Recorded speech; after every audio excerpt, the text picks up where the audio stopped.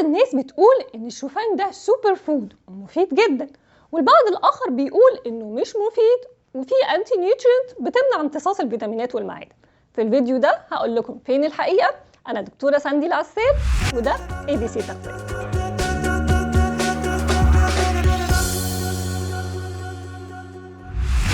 هذا الفيديو برعاية إليت للترجمة، وكالة ترجمة معتمدة بالمملكة. الحقيقة إن كل واحد فيهم جزء من كلامه صح. الأشخاص اللي بيقولوا إن الشوفان سوبر فود هو فعلا مصدر للكربوهيدرات المعقدة وبيحتوي على ألياف البيتا جلوكان، ودي من البريبيوتيك اللي بيتغذى عليها الميكروبيوم فتحسن من صحة الجهاز الهضمي وتساعد في علاج الإمساك وتقوي المناعة، وكمان بتقلل الكوليسترول الضار وتبطئ الهضم وبتحافظ على مستويات سكر الدم. وغير كده كمان بتحتوي على مضادات الأكسدة والفيتامينات والمعادن زي فيتامين بي والحديد والزنك والمنجنيز والنحاس وغيرهم، فبتقلل من خطر الإصابة بأمراض القلب وبعض أنواع السرطانات.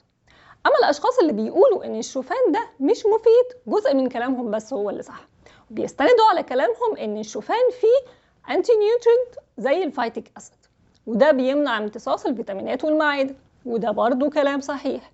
لكن اللي ما يعرفوهوش إن كل الحبوب بما فيهم الرز والشعير والقمح والبقول والبذور هم كمان فيهم الفايتيك أسيد، مش الشوفان لوحده.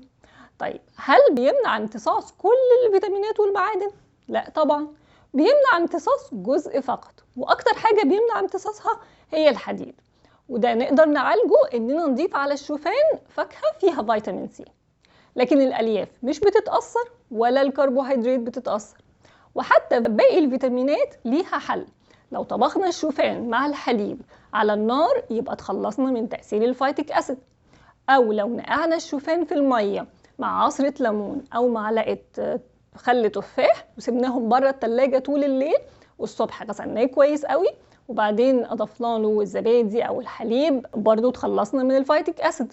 أو لو نقعناه في حليب أو زبادي طول الليل بس في التلاجة، والصبح نضيف له الفواكه بذور الشيا أو بذور الكتان أو أي إضافات إحنا عايزينها، برضو نبقى تخلصنا من تأثير الفايتيك أسيد.